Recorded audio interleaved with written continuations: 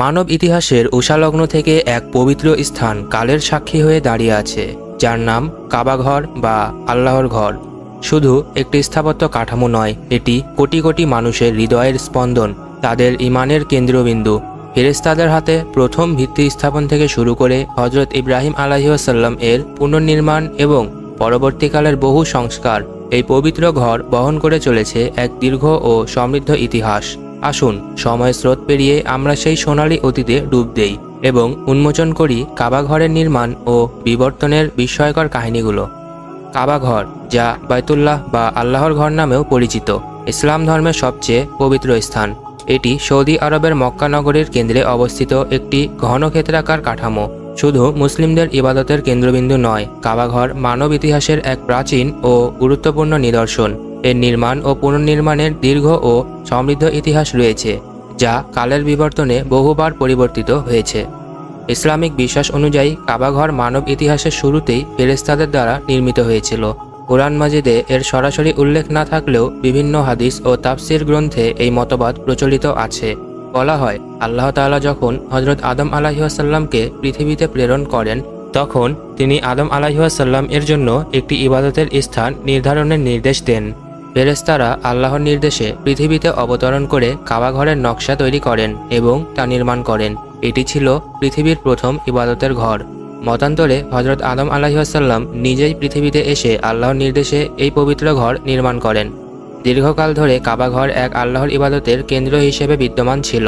কালের বিবর্তনে কাবাঘর প্রাকৃতিক দুর্যোগ ও অন্যান্য কারণে ক্ষতিগ্রস্ত হয় এবং এর কাঠামো কালের গর্ভে হারিয়ে যায়। এরপর আল্লাহ তাআলা হজরত ইব্রাহিম আলাইহিসসালামকে তার পুত্র হজরত ইসমাইল আলাইহিসসালামকে সাথে নিয়ে কাবাঘর পুনর্নির্মাণের নির্দেশ দেন। কুরআনের সূরা আল বাকারায় এই ঘটনার উল্লেখ রয়েছে। আর স্মরণ করো, যখন ইব্রাহিম ও ইসমাইল কাবাঘরের ভিত্তি স্থাপন করছিল, তখন তারা বলেছিল, হে আমাদের রব, আমাদের পক্ষ থেকে কবুল করুন। নিশ্চয়ই আপনি সর্বশ্রোতা, সর্বজ্ঞানী। সূরা আল বাকারা, আয়াত 127।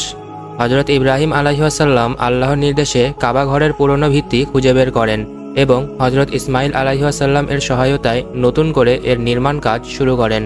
হজরত ইসমাইল আলাইহিসসালাম পাথর সংগ্রহ করে আনতেন এবং হজরত ইব্রাহিম আলাইহিসসালাম সেই পাথর দিয়ে কাবাঘরের দেয়াল গাঁথতেন। এই নির্মাণ কার্যে ফেরেশতারাও সাহায্য করেছিলেন বলে বিভিন্ন বর্ণনায় উল্লেখ আছে। কাবাঘরের নির্মাণকালে হাজরে আসওয়াদ বা কালো পাথর স্থাপন একটি গুরুত্বপূর্ণ ঘটনা। এই পাথরটি জান্নাত থেকে আগত বলে বিশ্বাস করা হয়। যখন কাবাঘরের নির্মাণ কাজ প্রায় সম্পন্ন হয়, তখন কোন গোত্র এই পাথরটি স্থাপন করার সম্মান লাভ করবে তা নিয়ে মক্কার বিভিন্ন গোত্রের মধ্যে বিরোধ সৃষ্টি হয়। অবশেষে সকলে একমত হন যে সর্বপ্রথম ব্যক্তি যিনি কাবা চত্বরে প্রবেশ করবেন, তিনি এই ফয়সালা করবেন। দৈবক্রমে হজরত মুহাম্মদ সাল্লাল্লাহু আলাইহি ওয়াসাল্লাম সর্বপ্রথম সেখানে প্রবেশ করেন। সকলে তার সততা ও ন্যায়পরায়ণতার ওপর আস্থাশীল ছিলেন। হজরত মুহাম্মদ সাল্লাল্লাহু আলাইহি ওয়াসাল্লাম একটি চাদর বিছিয়ে তার ওপর পাথরটি রাখেন এবং মক্কার সকল গোত্রের প্রধানদের সেই চাদরের কোণা ধরে পাথরটি কাবাঘরের নির্দিষ্ট স্থানে নিয়ে যেতে বলেন। এরপর তিনি নিজ হাতে পাথরটি স্থাপন করেন।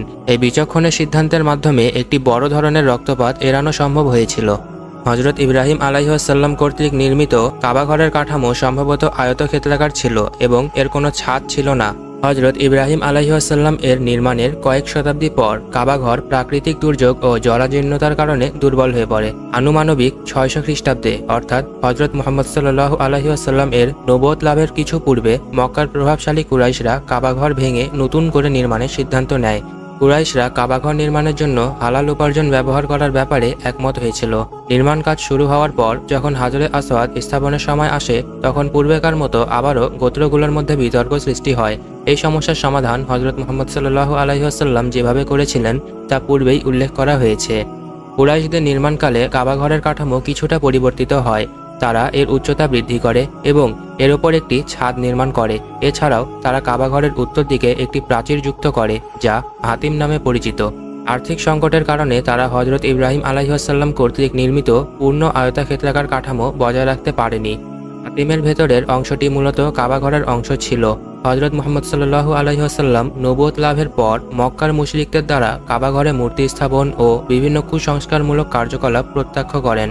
মক্কা বিজয়ের পর 630 খ্রিস্টাব্দে তিনি কাবাঘর থেকে সকল মূর্তি অপসারণ করেন এবং একে আল্লাহর একত্ববাদের পবিত্র গৃহে পরিণত করেন।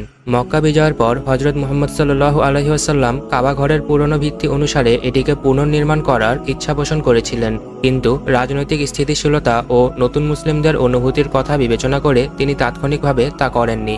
ইসলামের ইতিহাসে বিভিন্ন সময় কাবা ঘরের সংস্কার ও সম্প্রসারণ করা হয়েছে। আবদুল্লাহ ইবনে জুবাইর রাদিয়াল্লাহু আনহু এর সংস্কার 66 হিজরি 683 খ্রিস্টাব্দ।